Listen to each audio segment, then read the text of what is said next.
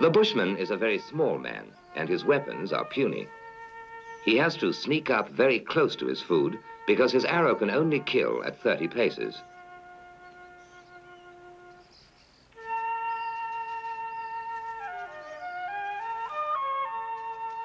The biggest nuisance in his life is the go-away bird, who seems to take pleasure in sabotaging him.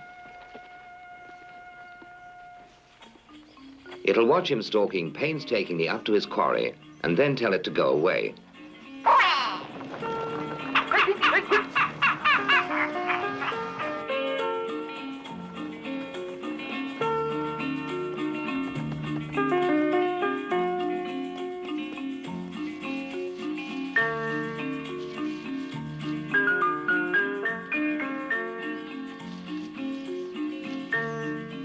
Such beautiful targets.